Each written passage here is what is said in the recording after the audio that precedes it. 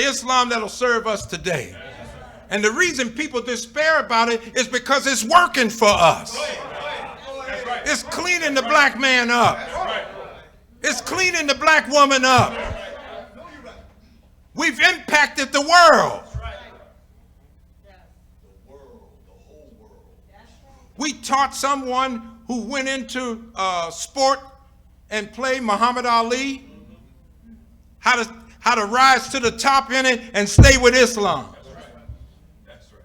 And he did his best for the time that he was there. Talk show after talk show, he was pounding away from message to the black man.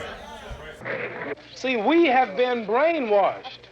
Everything good and of authority was made white. We look at Jesus, we see a white with blonde hair and blue eyes. We look at all the angels, we see white with blonde hair and blue eyes. Now, I'm sure if there's a heaven in the sky and the color folks die and go to heaven, and where are the colored angels? They must be in the kitchen preparing the milk and honey. We look at Miss America, we see white. We look at Miss World, we see white. We look at Miss Universe, we see white. Even Tarzan, the king of the jungle in back Africa, he's white. The white race attacked the black people. You don't ask us what's our religion or what's our belief. You just start whooping black heads. They don't say, are you a Catholic, are you a Baptist, are you a black Muslim, are you a Martin Luther King follower, are you a Whitney Young? They just go.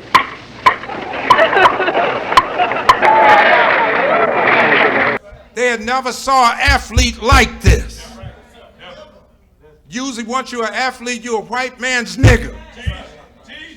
But not Muhammad Ali. He was being cheered by a whole Muslim world that didn't even know we were here. And didn't know we knew anything about Islam. But because of Muhammad Ali, it rose up the Muslim world. They started having hope because we didn't know what America was doing over there. It's a two-listening fight. But as I said earlier, he has magic. Here it is. Let's watch it as we see Muhammad Ali dispose of the tired George Foreman. Ali unleashes a combination on the very fatigued George Foreman. Coming up here now. Right hand misses. Watch the left. There's the left. Now a straight right hand.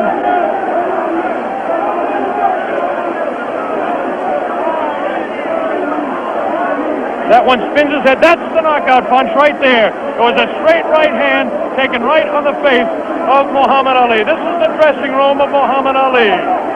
David Frost is making his way down there. Dr. Freddie Pacheco, the physician that said, yes, he will beat him. And Angelo Dundee, the only single man that I know that said he wouldn't knock out George Foreman. Angelo said he was absolutely sure. I didn't believe Angelo. As close a friend as Angelo Dundee is to me, Jimmy, I just didn't believe it. Well, I believe that Angelo believed it because he was absolute about it. Did you notice Ali look in the mirror in his dressing room to make sure he wasn't marked? What? Here we go. We've got the dressing room. That's right. That once he caught him, he was finished. And I was telling you that he has no power. I kept telling you he don't hit hard. And guess what he did in the end? He started fighting dirty. Right. Yeah, you don't know his thumb got me in the eye one. And right eye. But I'm smart. See, I'm a pro. I'm a pro, see. I chased Felton with my arm reach and then grabbed him until I cleared up. He's a pro, Logan. Allah's God, bro. That's the power of Allah. That sounds like couldn't get up. You hit right hand, couldn't get up. He ain't never got up. I kept talking to him during the fight, too. Congratulations. Am I the greatest of all times? Muhammad, you told me in Deer Lake you were the greatest of all times, and I think everybody out there watching now will say that you've proved it to man who was bearing me up, too powerful, too strong. I proved that Allah is God. Elijah Muhammad is a messenger, and I have faith in them, and regardless of the world and the pressure, I made it an easy night because Allah has power over all things. If you believe in him, nothing, even George Foreman, will look like a baby. It wasn't a close fight, was it? it wasn't a close fight. No. Was it close before I knocked him out? No, you sucker. Wait. Is this on close? You tell, is it live? Right now. Everybody stop talking now. Attention. I told you, all of my critics, I told you all that I was the greatest of all time. Want to beat Sunday Liston? I told you today, I'm still the greatest of all time. Never again defeat me. Never again say that I'm going to be defeated. Never again make me the underdog until I'm about 50 years old. Right. Then you might get me. But I didn't dance. I didn't dance for a reason. I wanted to make him lose all his power. I kept telling him he had no punch. He couldn't hit. He's swinging like a sissy. He's missing. Let me see your box. I hadn't started dancing yet. You can't say my legs are gone. You can't say I was tired, because what happened? I didn't dance from the second round on. I stayed on the ropes. When I stay on the ropes, you think I'm doing bad. But I want all boxers to put this in the page of boxing. Staying on the ropes is a beautiful thing with a heavyweight when you make him shoot his best shots and you know he's not hitting you. I would have gave George Foreman 2 rounds of steady punching, because after that he was mine. But he was falling, he was missing. I don't know if I'm going to fight again or not. I'm going to retire as of now. I have to talk to my leader, the most honorable. Are you still planning to retire? Assalamu alaikum to all the Muslims. Thanks to Almighty God Allah. I want all of you fans out there who believe in me, read the Muhammad Speaks newspapers, go to your local Muslim temple and learn more about the life-giving power from Allah through Elijah Muhammad that I've got. You saw all the white people, the critics, the world had me ranked to go down. This was their man, and Allah, God was with me, and this man looked like nothing. Right. Well, I want you to remember that. Want to know where I get the power? Visit your local Muslim mosque. Read that Muhammad Speaks newspaper. Take it from me. That just proves you can have commercials on closed-circuit television just as you can have it on real television. Muhammad, what did you say to George Foreman? It's not a commercial. Telling people to believe in God. Tell me, what did you say to George Foreman before the fight? What did you say to him? I told him he has no power in the corners and in the clinches. I said, shoot your best shot. I'm going back to the ropes. They told me he was strong. Didn't I look stronger than him? Why didn't, tell me, Mohammed, this was the thing that puzzled people. Why was it when you were on the ropes that he could not hurt you, even when you were right there on the ropes? Blocking, and I was pulling back, and I have a radar built inside me. I know how to judge punches. Didn't I tell all of you out there on your local radio shows, mostly black stations, I told you, I'm going to float like a butterfly and sting like a bee. His hands can't hit what his eyes can't see. So that's what happened. That's what you said to me. But tell me now, are you really going to retire, Mohammed? I'm seriously thinking about retiring. There's nothing else for me to fight. I told her, well, I'm going to retire. I'm going to hold the title for a few months. They took my title unjustly. I told you, I'm the real champion. I told you, I'm the champion of the world. All of you bow. All of my critics crawl. All of you suckers who write the Ring magazine, Boxing Illustrated, all of you suckers bow because the stage was set. You made him great. You made him a bad Joe Louis. You made him a hard puncher. But I want everybody from this moment on to recognize me as the scholar of boxing.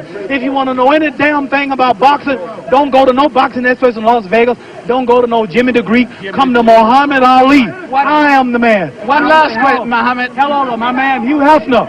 Hugh Hefner out there. Muhammad, one last question. Tell me, would you say that this at this moment, is this the happiest moment of your life? No. Happiest moment of my life when I met Elijah Muhammad, the freedom speaker of black people. Attending the convention were Muhammad Ali, former heavyweight champion, who was Cassius Clay before his conversion into the sect. I give you, brothers and sisters, Brother Minister Muhammad Ali.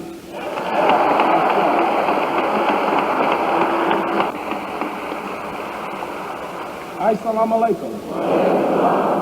In the holy name of Almighty God, whose proper name is Allah, who appeared to us in the person of Master Farad Muhammad, we forever thank Allah for coming to the wilderness of North America, searching, finding one to lead, to teach you and I, the so-called Negroes, the truth. For the first time in the past 400 years, I speak none other than our dear beloved leading teacher, the most honorable Elijah Muhammad, and I greet my brothers and sisters in our original language, which is the Arabic language, and which means, may peace be unto you. Assalamu alaikum. Brothers and sisters, we don't want to take no more of your time. I'm as eager and as anxious as you are. As a matter of fact, I'm sitting on the edge of my seat waiting to hear some wisdom from the Honorable Elijah Muhammad.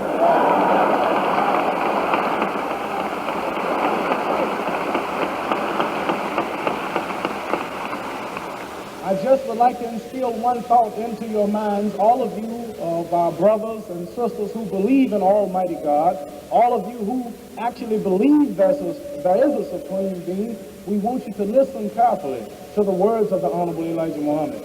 We've been going to all type churches. We have preachers on every corner saying God called them. You've been all kind of false prophets, and people have came, and we're still catching the hell that we, as a matter of fact, just as much or more as we got when we first got here. So, we want you to know that the man that you're about to listen to is a man that the power structure is. He's a man that white America calls a self-styled messenger of God. Tomorrow, when you pick up your newspapers, the results, reading about the results of this meeting, they will start out saying Elijah Muhammad, the self-styled messenger of God.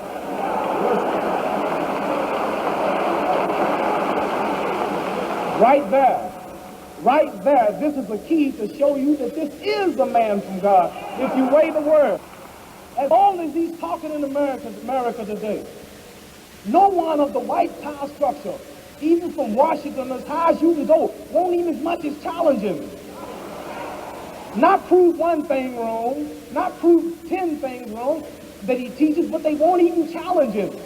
Now that I'm a Muslim, now that he gave me the beautiful name of Muhammad Ali and took away that slave name of Cassius Clay, now I can go all over the world, all over the world.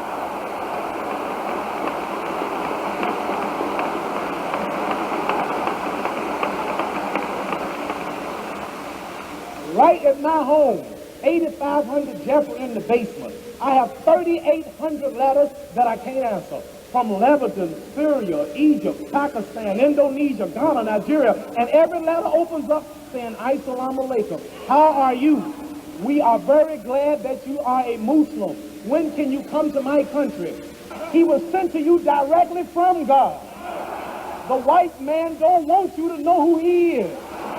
So don't pay. This is the only man in America they don't want to talk to in the White House. This is the only man in America that you don't see out there begging. When you hear Black Power, it started right here.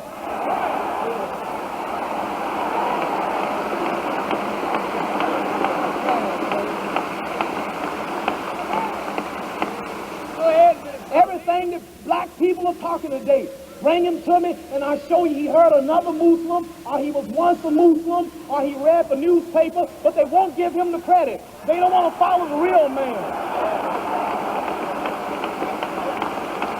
How did he bring all of us together?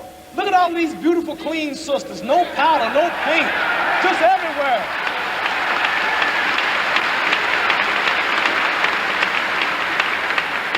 How can he, with a third-grade education, style up something? All of these black people here, not one cigarette in your pockets, no alcohol on your breath, no men winking and patting at other women. That's a miracle for so-called Negroes.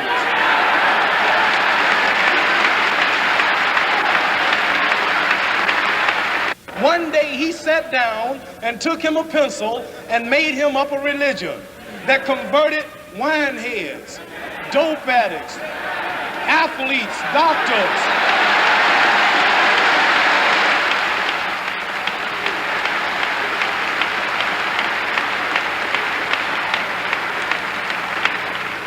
And now they want to put me in jail because I follow this lovely, sweet man. I tell them they can clean out my cell and take me to jail because I never denounce this man.